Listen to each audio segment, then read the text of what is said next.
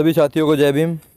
जैसा कि आपको पहले से संज्ञान है कि अंबेडकर शिक्षा क्रांति के माध्यम से पिछले 3 सालों से परीक्षा जो प्रतियोगी परीक्षा है उसका आयोजन किया जाता है और आगामी 9 जून को भी उसी अंबेडकर शिक्षा प्रतियोगी परीक्षा का आयोजन किया जाएगा। तो उसके लिए हमारे तीर्थपाल जी हैं जो अंबेडकर शिक्षा क्रांति के अध्यक्ष हैं, वो जोर शोर से प्रचार करने के लिए लगे हुए हैं। जैसा कि मान्यवर कांशीराम जी का भी आह्वान था, हर घर को भेद कर घर घर अंबेडकर।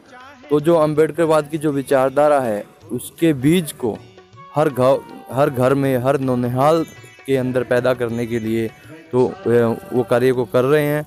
तो हमें भी उनका भरकस सपोर्ट करना है, साथ देना है।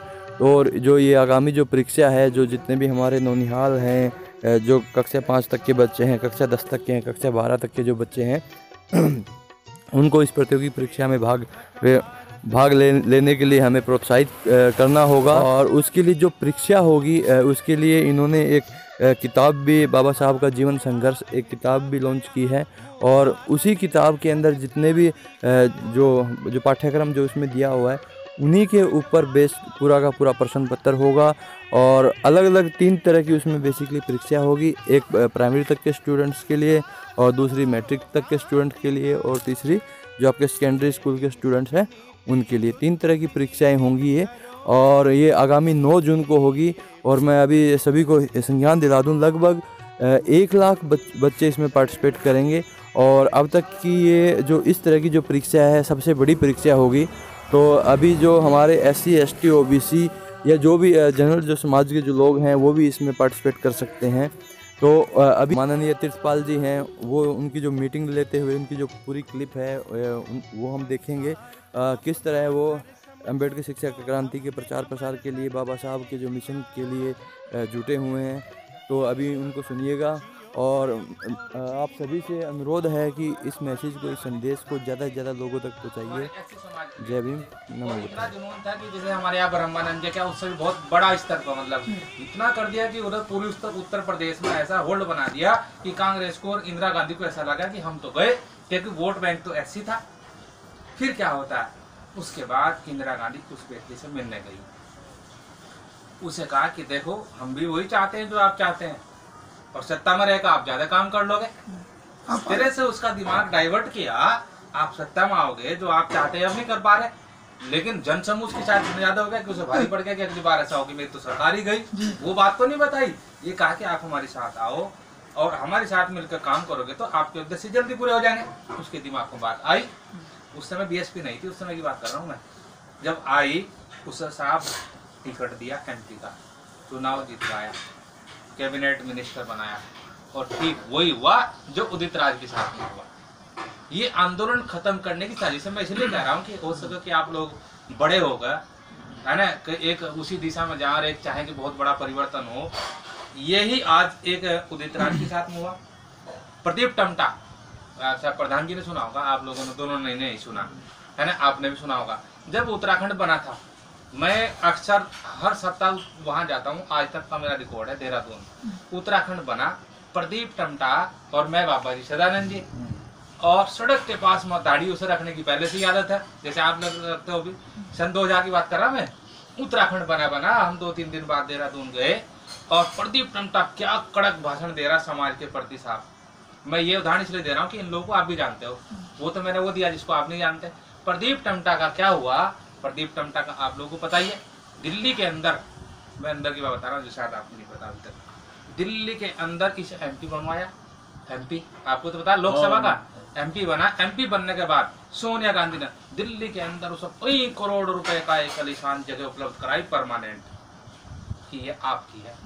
आज वही प्रदीप टमटा, बताओ, एक भी जुबान निकल ली होता, वही उदित राज है क्या वो बोल रहा। तो अगर आप ये चाहते हो कोई भी हमारे बीच से कि सामाजिक आंदोलन अंत तक जाकर सफल हो जा, तो काशीराम जी जैसी बात हमें त्याग करना पड़ेगा। नंबर 1, बिना त्याग के अगर हम ये चाहें कि हम अपनी उपलब्धि को या अपने पूर्वजों के आंदोलन को आगे तक ले जाएंगे और भारत की सत्ता अपने हाथ में लेंगे, उसके लिए सबसे पहला संकल्प होगा त्याग, और अपनी इच्छाओं का दमन करना पड़ेगा। तब हम अपना अंतिम लक्ष्य प्राप्त कर सकते हैं। अभी अम्बेडकर शिक्षा क्रांति पर आ जाता हूँ। अम्बेडकर शिक्षा क्रांति हमने ये इसलिए किया, आपने देखा होगा गीता ज्ञान परीक्षा हो रही, आप लोग, मुझे नहीं पता आपके यहाँ हो रही क्या। ब्राह्मण समाज के लोगों ने छोटी छोटी कमेटियां बना रखी है हर जिले स्तर पर, मतलब बड़े स्तर पर नहीं, बड़े स्तर पर तो बड़ा संगठन है, लोग छोटे छोटे स्तर करके गीता पढ़वाते हैं। ये अपने महापुरुषों की एक छोटी सी बुकलेट, बहुत छोटी सी, वे 10-12 पेज की वो बना रखी, हमारे हर स्कूल में बांटी जाती है, हर साल परीक्षा होती है। वो क्या है, राम कौन था, कृष्ण कौन था, समझे, और ये देवी देवता कौन थे, किस वेद में क्या लिखा, वेद मंत्र क्या, शुरू से ही बच्चों का मानसिक परिवर्तन करने के लिए वो शुरू से ही पढ़ा जा रहा, ताकि ध्यान उधर बच्चों का चले जाए। और एक बौद्धिक विकास की, क्योंकि हाँ ना, कम से कम 2 लोग तो हम टीचर बैठे हैं यहाँ, बौद्धिक विकास का एक स्टेज होती है जिसमें परिवर्तन होता है, वो फिर बाद तक वहाँ कमिट हो जाती है, बाद में जाकर वो फिर नहीं बदलती। वो यही कारण हो रहा है कि गड़बड़ हो रहा, हम सब चाह रहे लेकिन हमने इतिहास ही नहीं पढ़ा।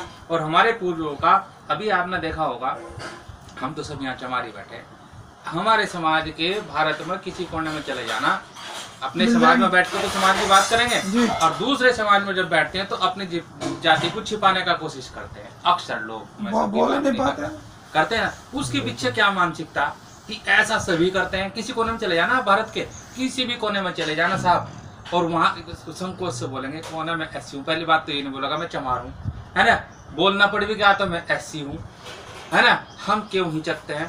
और दूसरा आदमी क्यों खुल्लम खुल्ला कहता है कि मैं ये जाति का हूँ। वाल्मीकि भी, और तो छोड़ो, है ना, मैं तो समझाऊ चमारों से कहीं गुना बढ़िया वाल्मीकि है, कुल्लम कुल्ला लिखा, फला फला वाल्मीकि, फला वाल्मीकि, है ना। तो उसके अंदर हमारे से दबंग गई है। और जब हम इतिहास पढ़ते हैं, काशीराम साहब का इतिहास पढ़ लो, 1857 की पढ़ लो आप, मैंने वो किताब में लिख दिया।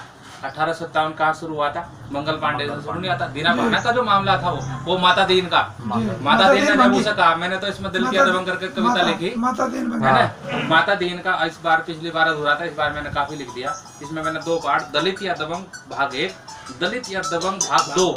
तो मैंने उसमें ये अपना महाराष्ट्र वाला जो हमारा 1818 वाला था, ये वाला आंदोलन, कोरेगांव वाला भी लिख दिया, भीमा कोरेगांव वाला मनोज ध्यान भी लिख दिया। और मैंने वो जो 1857 खूब लड़ी मर्दानी, वो तो झांसी वाली रानी थी, आपने सुना ना, झलकारी बाई का नाम खत्म। सुबह दरे कुमारी चौहान ने कविता लिख दी, खूब लड़ी मर्दानी, वे तो झांसी वाली रानी थी, लड़ी कौन, मरी कौन, झलकारी बाई, उसका तो नामो निशान ही नहीं है। इसलिए मैंने जानबूझ के इस बार वो भी लिख दिया कि ये था हमारा मामला असलियत। तो ये सारी बातें जब हमारे बच्चों को ये पता चलेगा, उत्तराखंड का जनपद चंपावत, सबको पता नहीं, राजस्व में आज भी नाम चमारवट, चमारवट खत्म कर दिया। हमारे बच्चों को जब ये पता चलेगा कि ये हमारे तो पूर्वज महापुरुष थे, हम तो यहाँ के राजा थे, शासक थे, तो मैं ऐसा मानता हूँ कि व्यक्तिगत मेरे अपना है कि अपने बच्चों के अंदर उत्साह होगा, और वो बड़े उत्साह के साथ में कहेंगे हम चमार हैं, हम वाल्मीकि हैं, हम जाटव हैं, समझिए ना, जितनी भी उपजातियां, मैं वाल्मीकि हूँ, क्योंकि मेरा पूर्वज वो था जो यहाँ के शासक थे। अब दूसरी तरफ चले जाते हैं, दूसरे समाज के लोग आज भी, हम डॉक्टर हैं, हम इंजीनियर हैं, और वो आज भी हम हीन दृष्टि से देख रहे। कारण क्या, क्योंकि उन्हें वही पढ़ाया गया कि ये छोटे हैं, ये नीच है। बाबा साहब को आज सब लोग, दूसरे लोग अंदर अंदर गाली देते हैं, नहीं देते, आरक्षण के बाद से पहुंचे वो। ना तो उन्हें ये पता कि 1932 में आरक्षण की शुरुआत हुई थी, और ना उन्हें ये पता कि पूरे देश की महिलाओं को अधिकार बाबा साहब के वजह से मिले, ना उन्हें ये पता कि हिंदू कोड बिल ये सब बाबा साहब के वजह से आता, और ना उन्हें ये पता कि आज देश का पूरा कर्मचारी 8 घंटे जो ड्यूटी कर रहा वो तो अम्बेडकर साहब की वजह से कर रहा है। तो ये इतिहास जब हम बताएंगे तो उधर के लोगों का भी कुछ दिमाग इधर पॉजिटिव होगा, और वो आने वाले समय में हम अभी एक सम्मानजनक दृष्टि से देखेंगे जब इतिहास निकल आएगा। तो ये इतिहास सबके सामने हो। ये इस बार जो हमने परीक्षा रखी है अम्बेडकर शिक्षा क्रांति, ये किसी जाति विशेष के लिए नहीं है, इसमें कोई भी जाति का, जैसे आप लोग वहाँ क्या कर रहे हैं आप सभी पूछेंगे हम, वो उधर किस जाति के लोग, मतलब स्कूल में जैसे आप लोग जा रहे हैं सबके लिए ओपन है, सब पढ़ेंगे, सब जानेंगे अम्बेडकर साहब कौन थे, उन्होंने किन के लिए काम किया, और जब तभी तो एक पॉजिटिव कॉर्नर पैदा होगा सोच का। तो हमारे समाज के हर पैदा होने वाले बच्चे को सबसे पहला बाबा साहब का इतिहास पता हो, गुरु रविदास जी का इतिहास पता हो, उनका मूल आंदोलन पता हो। खाली भक्ति वाला आंदोलन नहीं है, परिवर्तन वाला है ना, जो वो चाहते थे, वो जो पुनर्जागरण का एक काल था वो जिसे दबा दिया गया, वो था एक पुनर्जागरण। लेकिन जब हम पुनर्जागरण पढ़ते हैं, अब सुनो, जितने भी पुनर्जागरण हमने इतिहास में पढ़े, इंग्लिश लिटरेचर में तो चलो नाम ही नहीं है, हम लिटरेचर के हमने पढ़ी है, लेकिन हमारे हिंदी पुनर्जागरण में इन आंदोलनों का कहीं नाम ही नहीं है ना। तो ये सारे आंदोलन, बुद्धा का आंदोलन क्या था, वो आंदोलन फिर रविदास जी ने चलाया। मैं तो गुरु रविदास जी की वाणी जो अगली किताब मेरी आएगी तो मैं उसमें थोड़ा सा डीपली पढ़ रहा हूँ, वो सारा खुलासा हो कि वो आंदोलन उससे कनेक्टेड हो। और अगर हम चाहते हैं कि एक बौद्ध धर्म को धर्म मानते हैं, आप सब लोगों को पता है कि वो धर्म नहीं है बल्कि बुद्धि से काम करने वाले बौद्ध कहते हैं, ना कि धर्म जैसे लोग धर्म की संज्ञा दे रहे हैं। बड़े दुख की बात ये हो रही। तो अगर हम चाहते हैं कि पूरा देश बौद्धमय हो तो मेरा व्यक्तिगत विचार है कि अम्बेडकरवाद का इतिहास उसके लिए बीज का काम करेगा। बहुत बड़े काम अगर चाहते हैं तो मैं बोलता नहीं हूँ, लेकिन ये मेरे अंदर की बात है ना। आप चाहते हो कि बौद्धमय हो जा, अमित भाई तुम्हें भी बता रहा हूँ, अगर हम चाहते हैं कि भारत बौद्धमय हो तो हर बच्चे को बाबा साहब का इतिहास बताने की जरूरत नहीं है कि बौद्ध बन जा, वो ऑटोमेटिक बौद्ध बन जाएगा। बाबा साहब जिसने पढ़ लिया वही बौद्ध है ना। तो बाबा साहब के बारे में बताओ। कक्षा 1 पढ़ानी पड़ेगी, कक्षा 12 का उसे साहित्य नहीं देना, कक्षा 1 से पढ़ाना, तब 12वीं में जाकर सही बात। उनमें कॉन्फिडेंस थी उनके पास कि मैं 2 साल में करके दिखाऊंगा।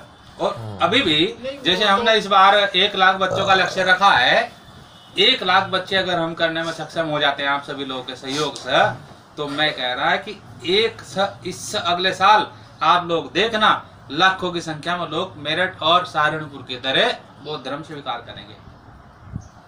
जब वो पढ़ेंगे, बीज बन जाएगा, फसल पैदा होगी, तो उन्हें हमें बताने की जरूरत नहीं है। तो हमें पौध तैयार करनी, बीज तैयार करना। मैं अपनी बात को समाप्त कर रहा हूँ और अम्बेडकर शिक्षा क्रांति के बाकी जो हमारा परीक्षा का कार्यक्रम है उसमें आपको